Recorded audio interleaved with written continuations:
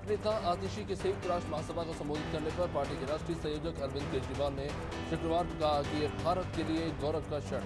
उन्होंने ट्वीट किया कि इतने बड़े मंच पर देश के लोगों की भावनाओं और सामर्थ्य से पूरे विश्व को अवगत कराने पर बधाई। आतिशी ने महासभा में आप सरकार के दिल्ली मॉडल को प्रदर्शित किया। संयुक्त राष्ट्र के महासचिव एंटोनियो गुटारेस ने अपने यूक्रेन दौरे के समय राजधानी कीव में 2 रूसी मिसाइलों के गिरने के बाद कहा कि वे हैरान रहे। उन्होंने कहा कि मैं यहां आया हूं इसलिए ऐसा नहीं कह रहा, बल्कि इसलिए कह रहा हूं क्योंकि यूक्रेनियों और रूसियों के लिए कीव समान रूप से एक पवित्र शहर है।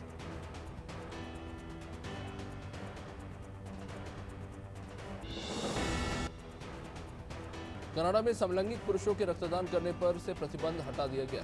कनाडाई ब्लड सर्विसेज ने हेल्थ कनाडा से उस नीति को खत्म करने का अनुरोध किया जिसके तहत समलैंगिक यौन संबंध बनाने पर 3 महीने तक समलैंगिकों के रक्तदान पर रोक थी। प्रधानमंत्री जस्टिन ट्रूडो ने कदम की सराहना करते हुए कहा कि इसमें काफी वक्त लग गया। US centre for disease control and prevention के मुताबिक कोलोराडो में एक शख्स में H5 बर्ड फ्लू की पुष्टि हुई, जो वहां किसी इंसान में इसका पहला मामला है। सीडीसी के अनुसार ये शख्स H5N1 बर्ड फ्लू संक्रमण की आशंका में मुर्गियों को मारने के काम में शामिल था। शख्स ने केवल थकान होने की बात कही। भारत में बिजली संकट के बीच कोयला ढोने वाली ट्रेनों की आवाजाही के लिए सैकड़ों यात्री ट्रेनों को रद्द कर दिया गया। गौरतलब है कि भारत के कई हिस्सों में लंबी बिजली कटौती हो रही है। भारतीय रेलवे के एक अधिकारी ने कहा है कि यह अस्थायी कदम है और स्थिति सामान्य होते ही यात्री ट्रेनों की सेवाएं बहाल हो जाएंगी।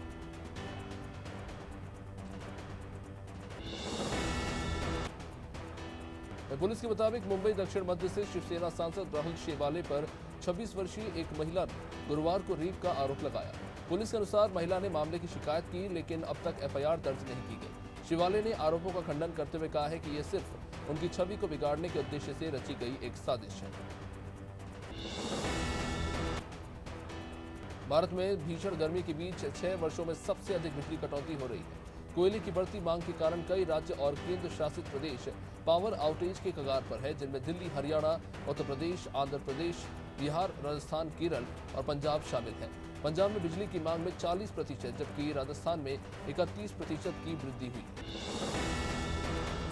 भारत के मुख्य न्यायाधीश एनवी रमणा ने शुक्रवार को मुख्य न्यायाधीशों के एक सम्मेलन में कहा कि देश में 1 साल से भी कम समय में विभिन्न उच्च न्यायालयों में 126 न्यायिक पद भरे गए। उन्होंने कहा कि हम 50 और नियुक्तियों की उम्मीद कर रहे हैं। रमणा के अनुसार पिछले 1 साल में हमें सुप्रीम कोर्ट में 9 नए न्यायाधीश मिले।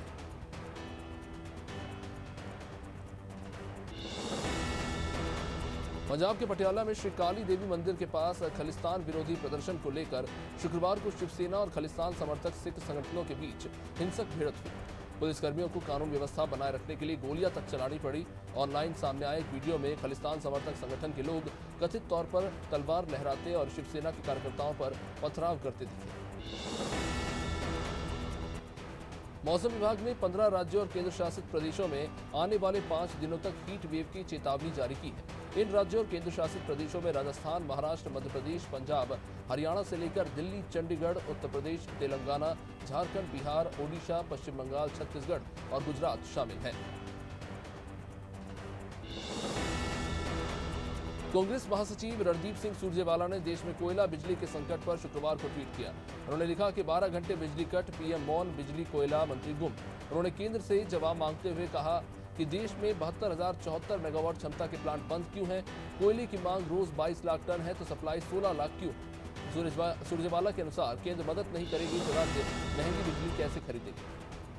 तो कांग्रेस नेता मल्लिकार्जुन खड़गे ने शुक्रवार को ट्वीट किया, लिखा कि रोजाना करीब 350 लोग भारतीय नागरिकता छोड़ रहे हैं। पिछले कुछ वर्षों में 8.81 लाख से भी ज्यादा लोगों ने अपनी नागरिकता छोड़ दी।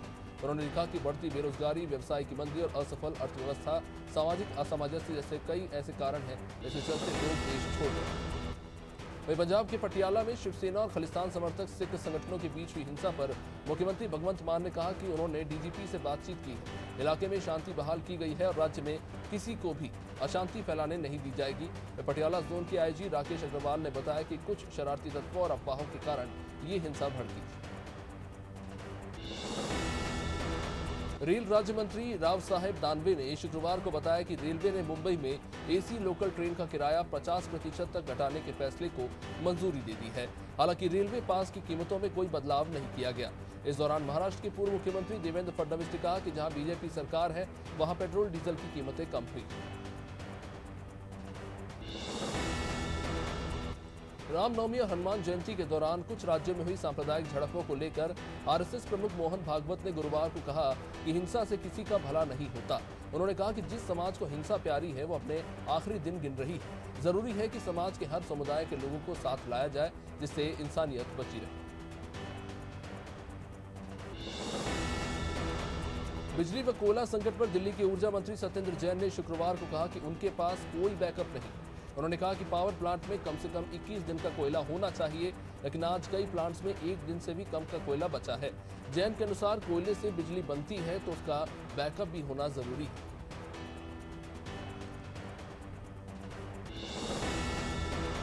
प्रधानमंत्री मोदी ने बेंगलुरु में 3 दिवसीय सेमिकॉन इंडिया 2022 सम्मेलन का उद्घाटन किया और कहा कि भारत एक मजबूत आर्थिक विकास की ओर अग्रसर है। प्रधानमंत्री के अनुसार सेमीकंडक्टर प्रौद्योगिकी के लिए भारत के एक आकर्षक निवेश स्थान होने के 6 कारण हैं। उच्च प्रौद्योगिकी, उच्च गुणवत्ता, उच्च विश्वसनीयता के सिद्धांत के आधार पर इस दिशा में काम करना चाहिए।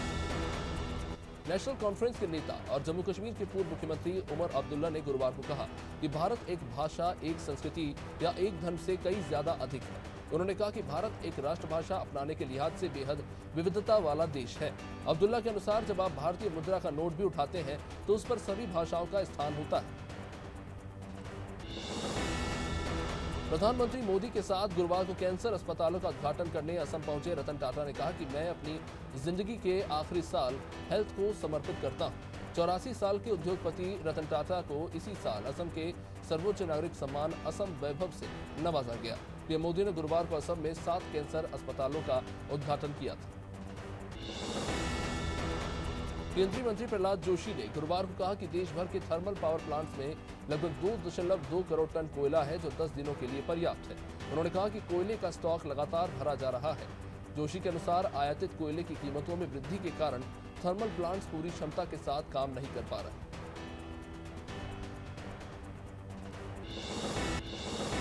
हरियाणा के ऊर्जा मंत्री रंजीत सिंह ने कहा कि राज्य खपत को पूरा करने के लिए छत्तीसगढ़ और मध्य प्रदेश जैसे राज्यों और अन्य स्रोतों से अतिरिक्त बिजली लेगा। उन्होंने कहा कि अडानी ग्रुप से 1200 से लेकर 1400 मेगावाट अतिरिक्त बिजली ली जाएगी। 350 मेगावाट अतिरिक्त बिजली छत्तीसगढ़ से तो 150 मेगावाट मध्य प्रदेश से ली जाएगी। मंत्री ने कहा है कि एक हफ्ते में स्थिति सुधर जाएगी। सरकार ने टीम के खराब प्रदर्शन का हवाला देते हुए पिछले 4 सालों में अखिल भारतीय फुटबॉल महासंघ यानी AIFF की अपनी फंडिंग में लगभग 85% तक की कटौती कर दी है। सरकार ने प्रशिक्षण और प्रतियोगिताओं के वार्षिक कैलेंडर के तहत अपने अनुदान को 2019-20 में 30 करोड़ से घटाकर 2020-21 में 10 करोड़ और इस साल तो 5 करोड़ कर दिया। मध्य प्रदेश के पूर्व मुख्यमंत्री और कांग्रेस नेता दिग्विजय सिंह ने आरोप लगाया कि राज्य के गृह मंत्री मिश्रा के कहने पर एक ब्राह्मण कांग्रेस कार्यकर्ता को जेल में सीवर का पानी पिलाया गया। उन्होंने कहा कि दतिया जिले में 50 से ज्यादा कांग्रेस कार्यकर्ताओं पर झूठे केस दर्ज किए गए और जेल में उन्हें प्रताड़ित किया जा रहा है।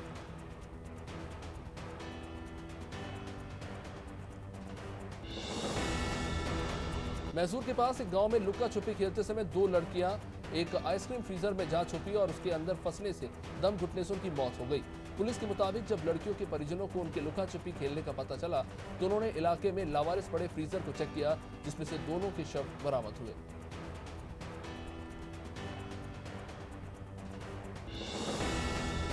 छत्तीसगढ़ के मुख्यमंत्री भूपेश बघेल ने कहा है कि प्रधानमंत्री मोदी को ईंधन की बढ़ती कीमतों को लेकर देश को गुमराह नहीं करना चाहिए। उन्होंने कहा कि अगर महंगाई राज्यों के कारण बढ़ रही है तो केंद्र पेट्रोलियम पदार्थ की कीमत क्यों बढ़ा रहा है। मुख्यमंत्री ने केंद्र से पेट्रोलियम पदार्थों पर सेस खत्म करने की मांग की।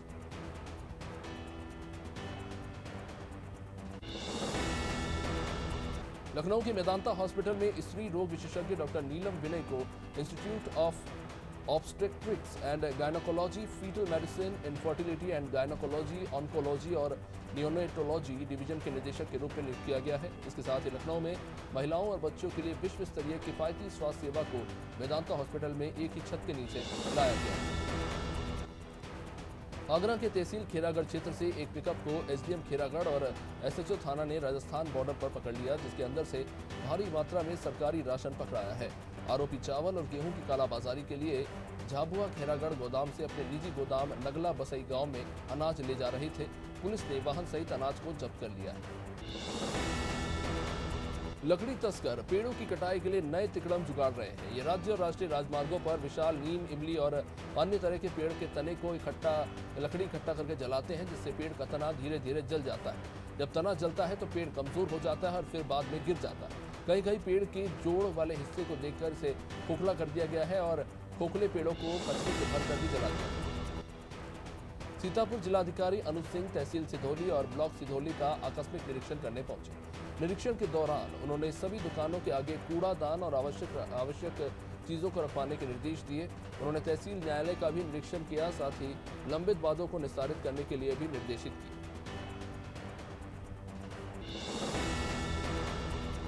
थाना सैयद क्षेत्र के ग्राम पंचायत बिरहरू के नंगला धनिया में चोरों ने एक ही रात में 2 मकानों को निशाना बनाकर लाखों रुपए की नकदी और जेवरात चुरा लिए। चोरों ने घर में करीब 12 लाख रुपए के जेवरात और 2.5 लाख रुपए की नकदी पर हाथ साफ कर दिया। वहीं दूसरे मकान पर ज्वेलरी पर भी इन चोरों ने हाथ साफ कर दिया। हालांकि भागते हुए चोरों को एक लड़के ने देख जरूर लिया, लेकिन चोर को पकड़ नहीं पाया। महिला स्वास्थ्य सहायता समूह द्वारा संचालित रेडी टू ईट पर प्रदेश सरकार ने कुछ महीने पहले रोक लगा दी। इसके बाद अब हाई कोर्ट से भी छत्तीसगढ़ की राज्य सरकार के पक्ष में फैसला आने के बाद ये मामला राजनीतिक रूप लेता दिखाई दे रहा है।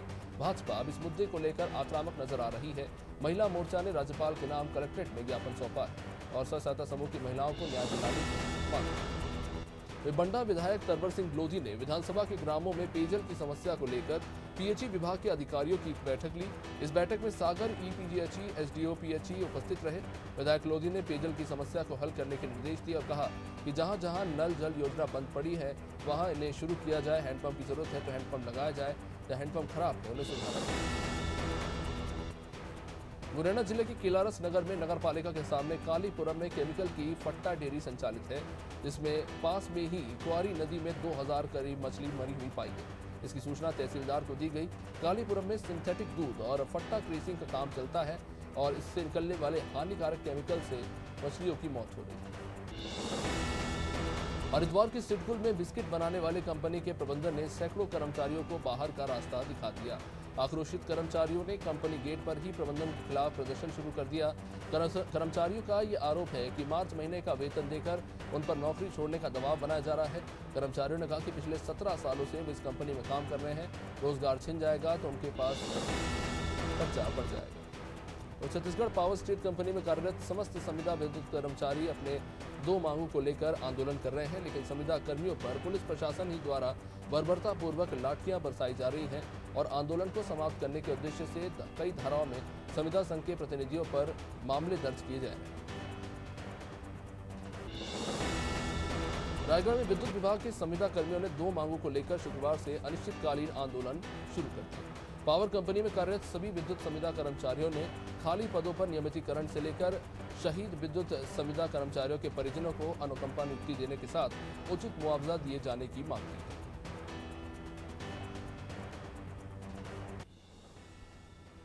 छत्तीसगढ़ पुलिस का समर्पण अभियान नाकाम साबित होता दिखाई दे रहा है।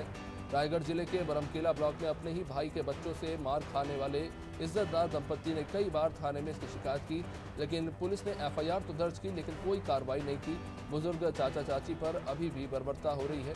पति पत्नी ने इंसाफ न मिलने पर अब थाने में ही आत्मदाह करने की चेतावनी दी। मध्य प्रदेश से अवैध शराब का परिवहन करते जनकपुर पुलिस ने एक आरोपी को गिरफ्तार किया, जिसके पास से देशी और अंग्रेजी शराब बरामद हुई।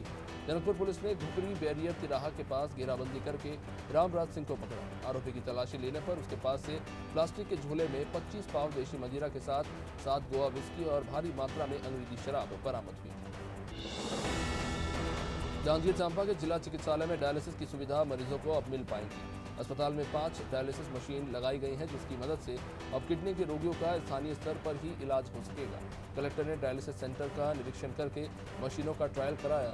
अब मरीजों को डायलिसिस कराने बाहर नहीं जाना पड़ेगा।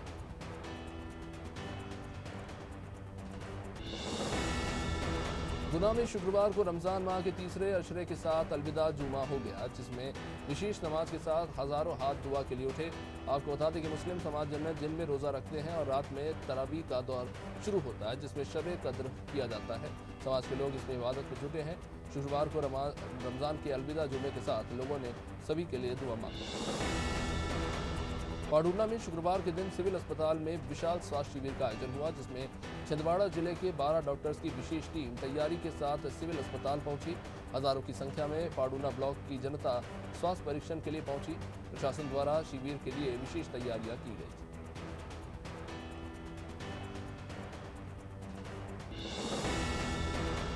बुधनी के शेखरा में बाइक सवार को एक बस ने टक्कर मार दी। इस हादसे में युवक की दर्दनाक मौत हो गई, जबकि दूसरा गंभीर रूप से घायल हो गया।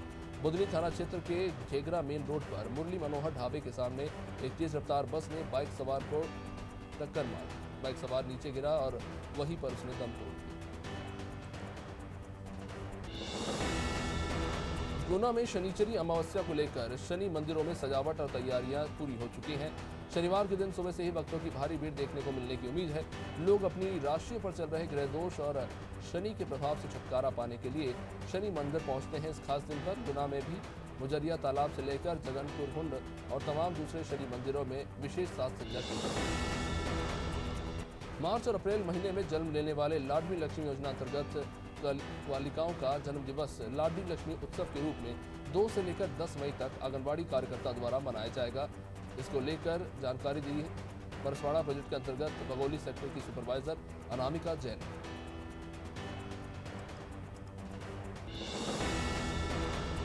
बुधनी के पास के ही ग्राम शाहगंज में मुखबिर की सूचना पर अवैध शराब की तस्करी करते 2 लोगों को पुलिस ने गिरफ्तार किया। ये दोनों शख्स रायसेन जिले के बताए जा रहे हैं। पकड़े गए अवैध शराब की कीमत 1,25,000 बताई जा रही है। साथ ही पुलिस ने जिस कार में ये परिवहन कर रहे थे उस कार को भी जब्त कर लिया।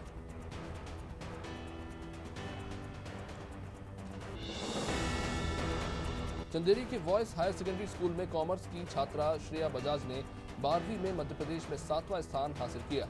श्रेया के परिजन ने छात्रा को मिठाई खिलाकर शुभकामनाएं दी है। बच्चे के इतने अच्छे अंकों से पास होने पर पिता अपने आंखों के आंसू नहीं रोक पाए और खुशी के कारण झूम उठे।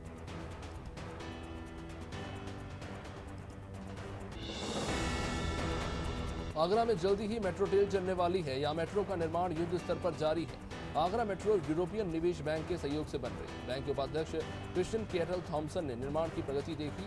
उनके साथ 5 सदस्यीय टीम ने आगरा मेट्रो प्रोजेक्ट का निरीक्षण किया। टीम ने निर्माण की गति और गुणवत्ता पर संतुष्टि जताई।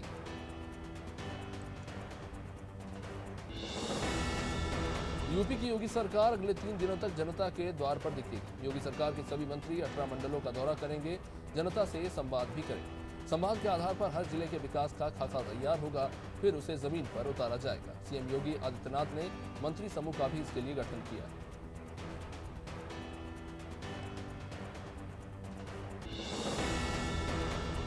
मध्य प्रदेश में एम्बुलेंस सेवा का शुभारंभ मुख्यमंत्री शिवराज सिंह चौहान ने हरी झंडी दिखाकर किया। सेवा की शुरुआत होते ही सरकार पर आरोप लगना भी शुरू हो चुका है।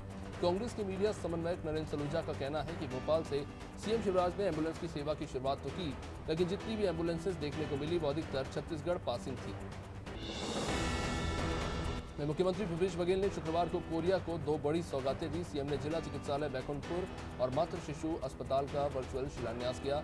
आपको बता दें कि 200 बिस्तरों वाले जिला अस्पताल का निर्माण 35 करोड़ और 50 बिस्तरों वाले मातृ शिशु अस्पताल का निर्माण 9 करोड़ की लागत से किया जाएगा।